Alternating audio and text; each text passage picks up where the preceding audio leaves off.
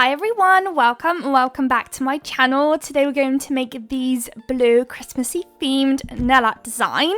So you might find something here quite familiar, and that's because just a couple of videos ago I did this comic book themed French tip look, and we're going to repeat it today with our blue design. However, the blue, we're going to do like an ombre tip, and I did try and switch it up a little bit, but I just found it so cool looking and I'm just obsessed. So I definitely wanted to try it again with some blues. Before I did it in some brown, like a bit more of neutral colors, and today we're going to do it, you know, with the typical frosty, coldy, Christmassy nail art design. So I hope you guys like it. I am showing you guys right now the couple of different colors that we're going to use today. Of course, we're all using Madame Glam. We've got a couple of different shades of blue, we've got some white, we're going to have some black too, and that's about it. We are going to involve some stamping, we're going to do some snowflake stamps, and then a couple of gems and crystals. So when it comes to the background shades, right now I'm using the lighter shade of blue, and I'm going to apply it down to 2 nails. Then I'm going to do an ombre, and then I'm going to do a marble look on 2 nails as well. So right now I'm just prepping the colours on my palette. I wish I actually caught that on camera and not went off camera by accident. But I'm just using the brushes, of course, from the bottle, as you can see there, and I'm just placing it on my little palette. The palette itself is actually just a stamping plate but flipped around, guys. Like, I like to DIY or just grab whatever's closest to me and just use that. Just make sure you wipe it down when you're done. Don't leave it because it could just cure in place and then you're going to have a nightmare. Right, onto the 3-way ombre. And I love a 3-way ombre when I'm using the same kind of colour palette. So today it's all blues, and I love doing an ombre because it's so much easier to ombre. And I wanted to put a little disclaimer that, guys, you know, ombres can be quite difficult for a lot of us. And, you know, sometimes I might make it look easy, but it is still quite difficult for me sometimes as well. So please don't ever put a lot of pressure on yourself with the ombres. Just give it your best shot. My first layer is always quite streaky. Usually the more time you spend blending, the nicer of a blend it's going to look, of course. So, you know, when I'm filming, I'm not always spending maybe as much time as if I would have if I was to, let's say, wear them. And usually it's always that second layer that really transforms the look. And if you're not satisfied with your second layer, just go in with a third. I'd probably say don't try to go any more than 3 layers maybe. But yeah, don't ever put any pressure on yourself. And if you don't like a certain method, there's so many different methods out there. I used to do the sponge method. Now I turned back to the brush method. I never used to be able to do the brush method, but now I can. So there's all different, you know, techniques and stuff out there that you can learn and see what works best for you. Now onto what I find the most fun part of the marble look, and that's just, you know, just wiggle your brush around the nail and you find yourself creating a marbly look. So right now it looks like a hot mess, but trust the process. It's one of those where you have to trust the process. So I personally like to start off with the lighter shade first, because I find that it's easier to have more of the lighter shade than if you were to have the darker shade. Then I go in with the medium shade, and then last but not least I'll be going in with the darker shade, and at that point I'll have very little space to cover. So I don't know, I just feel like I'm a bit more control with the darker shade, not black, when I've got, you know, most of it done. So you see in just a moment, I do end up cutting the footage a little bit, and then we come back to me doing the darker shade. But it's just really fun. You're in complete control of doing your marble. You're squiggling it around until you basically like what you're seeing. You can make it, you know, very squiggly, or you can make it as little squiggly. It's all completely up to you. This part is where we're doing the darkest shade, so like the dark navy. And I'm just literally having the best time. It's so fun, so stress-free. And every single time it just comes out looking great. And if there's any areas where you feel like it needs a bit more lighter shade, darker shade, or the middle shade, just grab your brush, dip into that colour and swirl it in, and you've got yourself a stunning marbly look, and I love it. Honestly, I'm never looking back. I'm never ever going back to the old method. Never ever. Righty, so now that you're done, pop that into the lamp with the rest of them. Any of them that I can, I'll be doing another layer. Of course, I can't do another marble layer, but I'll be doing another layer on the ombre and the 2 blue nails. Now at this stage we're going to start working on our French tips. Now with those, like I mentioned earlier, they are going to be a ombre French tip. So usually wherever colour I want at the top, I'll use that to outline the smile line of the nail or of the French tip, and then I will apply the colour about halfway on the French tip, and then I'm going to grab the other shade that I'm going to use for our sake today. It's going to be the darkest shade, and I'm going to pop it on the tip of that nail. So you see now I'm going to colour in about half of that tip, and then the rest of it is going to be the dark one, as if you were doing a regular ombre look, should we say, on like a regular nail.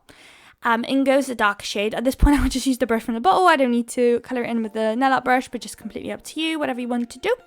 And now we're going to repeat the regular ombre method as we would usually do with your brush, but I am going to just take my time and very, very calmly and peacefully. I don't know why I'm off camera. What am I doing? There we go. I'm back in. I was a bit worried then that I was doing it off camera, but here it is. I'm probably just wiping my brush at this point, and then I'm going to go very in a very controlled manner, should we say. I don't know what I'm doing. I'm so sorry, guys. It's quite typical that I do drop my brush or drop something, so most likely I drop something or I'm cleaning my brush. And then in a very controlled manner, I am going back and forth. So obviously the footage is sped up, so this isn't actually how quick I usually work, guys. This takes me like an hour to 2 to film usually, and then I always cut it down to like 13-15 minutes. So usually takes me much longer, and I am just in a very controlled manner going left to right. You obviously want to go in a controlled manner, otherwise you're just going to mess up your smile line. If you don't mind that and you just prefer to clean it up, or you're good at that kind of stuff, then absolutely go ahead. I don't really like to do the clean up on the smile line. I've mastered doing it, you know, with my brush, and after clean up it's not quite my thing, so I try to keep it, you know, as controlled as possible, as clean as I possibly can, and do it that way. But I know there's all sorts of different methods to do French tips. You can do a couple of like brush strokes, and then you can clean up to make it smile line. There's all sorts, whatever you're most comfortable and you know what you're doing, do that. And again, here comes the second one. Okay, and also just to mention, once we do all the cartoony comic book look, as you can see there, I already matte top coated. I think, yeah, I did. Did I? No, I didn't yet. I look quite matte there. Maybe I was just restarting, so I wiped the nail. But after doing all the black lines and everything, you can't tell as much that there is an ombre there. So if you like the look of the design, but you're not too keen on that ombre, you know, it's scaring you off a little bit, then just don't do the ombre. It's not compulsory one bit. Now onto the cartoony part. So with some black gel polish, I am using regular gel polish. Ideally use some nail art gel, because it's just going to make your life so much more easier, so much more pigmented. Madame Glam, create a really, really nice one. But I just had a regular black gel polish to hand, and I thought sometimes obviously I use the nail art gel, but sometimes I do want to just show that you can still get the job done with just a regular gel polish. I know not everybody has the time or the money to invest in like millions of different products, so sometimes I like to show that you can still get it done with just regular black. Now with these, I spend a lot of time and effort perfecting. I am not an expert, and as you can see here, I disappeared off camera again, and that's because I'm probably perfecting it, wiping it, doing something, because I'm unhappy with it. But for me, the worst part is to actually get that smile line outline. When I'm doing it on a regular French tip, it just seems to be fine because I don't have to worry about the thickness. But when it comes to doing the actual outline like I am doing here, I always find it very difficult. So usually I just go off camera, give it a wipe, give it, you know, perfect it as much as I can. Then we're going to do a couple of swipes. Now we're doing this triangular look at the top there, a couple of straight lines here and there. We are then going to switch to a white, and I think it's such a compulsory step because without this white it doesn't look so much of a comic book look, but it really completes it with the white. I think it looks really, really cute, and the white really nicely stands out on the blue as well, which is nice. So we're only doing 2 dots with our dotting tool, and then do an extra couple lines with the white as well, which you're going to see any second now, and then that's going to go into the lamp. We are going to repeat that on the other nail as well. Cannot remember for the life of me now if I actually include that in the video or not. We may not, just because it is quite repetitive, and often I just cut it out when it's repetitive. And then we can crack on basically to the next stage, which is pretty much just some stamping crystals, and we're done for the set, to be honest. With this marble look, I really wanted to do some snowflakes. At first I decided to use some white stamping polish, but it just felt like the colors in the background were just so strong that the white was kind of just disappearing a little bit. So I ended up wiping off the nail and then going in with some black, and I much preferred it, and I felt like it kind of tied in the black in as well really nicely, since we're doing like the black outlines on the other French tip nails. So it tied in the color pattern and the whole thing nicely. So this stamping plate is from Clear Jelly Stamper, and it's one of my most favorite stamping plates from anywhere really when it comes to Christmas. It just has such a beautiful variety of different snowflakes. I absolutely love the actual outlines. I can see there that they have like, you know, those layered stamping, because that's what Clear Jelly really is. They love to do the layered stamping methods and stuff, but I'm not too familiar or, you know, too comfortable doing those. And I just love the outline, guys. Like, you don't need to double stamp it if you don't want to, you know, layer stamp it. I love the outline. They're my favorite. I do have other stamping plates that do have snowflakes, but this is just like an all-in-one snowflake plate. You've got all stuff here, different ones, very, you know, thicker ones, larger ones, smaller ones, a couple that look very simple, more intricate ones too. Like, it's a really, really nice plate. I get so much use out of it. I am in the UK, so you can't always get them very easily, or at least you don't really have the capability of getting any sort of plate that they offer at the moment. They have resellers, which they, you know, as any reseller would, they only kind of gather up a couple and they sell. So our choice here is quite limited, but it's still, you know, at least it's something. I always think it's better something than nothing, really. And then after that, you know me, I can't just let it go. So here come a couple of dots just to jazz it up even more, because why not? I just feel like it was very weird to have those gaps around. I don't know. If you don't like the dots, you could always do some crystals too if you prefer. Then matte top coat these beauties, and then on both of those French tip nails, one's already in the lamp. I'm only showing you guys the one. I've got these blue charmy bows, which I'm about to place, and I think I dropped it. We're going to place it about there. That will then go into the lamp. And then last but not least, I love doing a crystal nail on an ombre nail.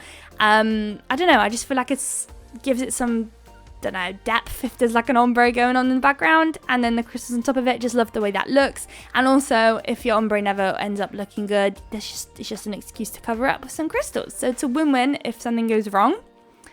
Off that goes. And as you can see, I made like a little bit of a crystal placement. So I did some ABs. We've got a heart there. We've got a couple of like baby bluey, kind of turquoisey, kind of minty, I guess, crystal color shade. And then I'm going to place a couple of just round AB crystals in between them, and that's that basically. If you didn't like the look on the sides, rather than doing the side crystals, you can do some caviar beads if you'd prefer, but I just felt like the crystal placement was very thin down the center, so I kind of wanted to thicken it up with some extra little AB crystals on the sides. If you place caviar beads, they're obviously tiny, so they will kind of continue being quite thin, if that makes sense, which is my personal preference. Here, there that goes. Off that goes into the lamp for a final cure. I'll place all of that on my little stand, and then here are the final results. I hope you guys liked it. If you did, please don't forget to like, comment and subscribe, and I would love to see you all in my next video. Bye guys.